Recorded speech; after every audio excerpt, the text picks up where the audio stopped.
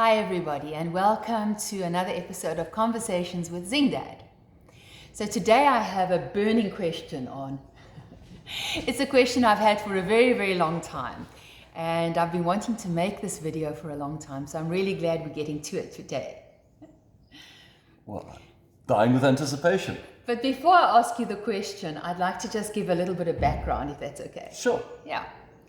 So most of you will know that An and I were life partners for 26 years, and we've been friends for over 32 years. And so when An was writing his amazing book, The Ascension Papers, I was very much a part of that. And so he would write during the day, and at night he would read to me what he had written. And I was also involved in the proofreading and in the editing. So I think out of everybody in the world, I have probably read that book more than anybody else, probably 20 or 30 times. And, you know, every single time that I read the book, I gained value from it. I truly support and endorse all the ideas in the book, you know, unity consciousness, love, compassion, dealing with your shadow, ascending your consciousness, and many other ideas. And they've really been pivotal in my own journey, my own spiritual growth. And then those same ideas and principles have been taken through into An's healing practice, his meditations, his online courses, and in fact, all the work that he does. So as I say, I fully support that, and it's been amazing for me in my own growth and in my own journey. But, here's the but.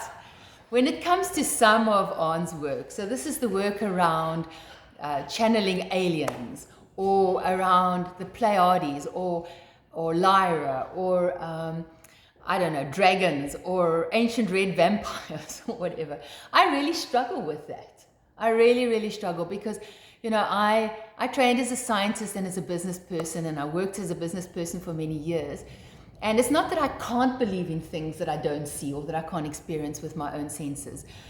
But some of these ideas are just for me so far out that I don't know what to do with them. You know, I don't know, must I suspend disbelief? Must I believe them? And if I don't believe them, how do I then work with the rest of your work and your body of work, which, as I've said, I really do support. So, and I thought to myself, if I'm having these questions, surely many of you who are watching this video also have these questions. So I thought to bring these questions to you on today and say, what must I do? What if I don't believe in the kooky alien woo-woo stuff? Right, exactly. Right. Lisa, thank you so much. I'm so glad you asked this question, because you're right. You know, I think there's so there are three books. There are three The Ascension Papers books. Books 1, 2, and 3. Book 1 is it's unity conscious philosophy. Book 2 is branches out into metaphysics and cosmology, and book 3 takes a hard left and suddenly swings around and does alien stuff and conspiracy theory. And what to do about all of that. And you know, now we're building an ascension school, and people who are coming along who have been part of the tribe of light have been hearing about Lyra and Lyran light language, and like what to do if you don't believe in this stuff. Great question. So I want to start by saying I'm not a big fan of belief. Okay, I don't really like believing in things at all. So what is a belief? A belief is simply an idea to which you become attached. You have an idea because you can't like verify it, measure it, prove it, test it, because if it's that, it's not a belief. I don't have to believe that you're sitting next to me. Yep, you're sitting next to me. So I know you're sitting next to me. Okay, so I think belief is potentially quite a dangerous thing. Because when I have a belief, I'm attached to it. We know when we're attached to things that attachment precedes suffering. We struggle when we get attached to things, because what happens when that attachment gets destabilized? One answer is fanaticism. You know, people bomb each other or bomb themselves, or you know, they go into spittle-flecked frenzies when you challenge their beliefs, because that's what fanaticism is. It's a fearful belief attachment.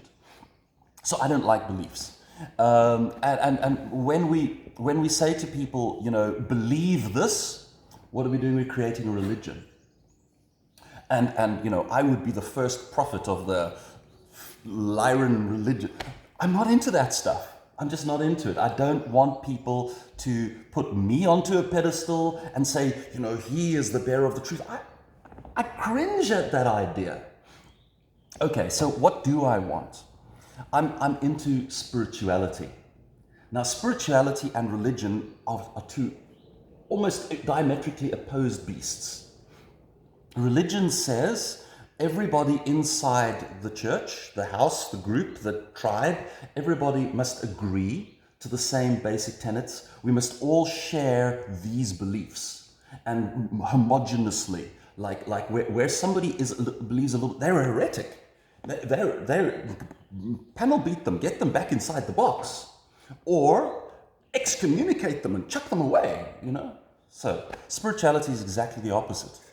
Each individual person has their own spiritual journey. And you're on a spiritual journey that includes certain things that work for you. I'm on a spiritual journey that includes certain things that work for me. You shine your light, you tell your story, you give your gifts. And in there's stuff that, oh, that's so amazing. This is why I invite you to come and share your embodied learnings and teachings, because that adds so much value. It's not a thing I focused on. It's wonderful. There might be some stuff that you explore, a foray that you go on, that I'm like, well, I don't know about that. Okay, so that's okay. When encountering any kind of, I would say almost every kind of material, anything you're going to read, start by opening your heart. Start by connecting to your own inner world. Connect to your own deepest feelings and knowings, your own truth. Before you open your ears, open your heart. I like that. So you open your heart and you go, here's what I feel. Here's where I'm at right now. Even if you're going to like a healer, if you're going to receive healing, don't go to them and say, just download on me and fix me, because that doesn't work. Start with, how do I feel right now? Okay, here is how I feel, here's my pain. And then how do I feel as I work with this healer? My pain starts to dissipate. I start to feel better. I start to shift and move, and energy is flowing, and something's happening, and I'm transforming, and wow, breakthrough. That's been a healing session. Then we're not worried, did the healer speak pristine, absolute truth? Because what really is that? No, you and the healer co-created an experience that resulted in healing. Okay, so for me it's the same. It's the same with the Starseed material, it's the same with the Lyra story. Some people will have their own kind of knowing. And I mean, I have my own kind of knowing. So in past life work, in deep inner engagement, I have knowings and feelings and awarenesses. I have past life memories that just don't track with being here on planet Earth. And I have the ability to have these kind of internal conversations and ask questions about them. And then I get a story. And when that story arises, it's not just a story. For me, it's a story that rings deeply true.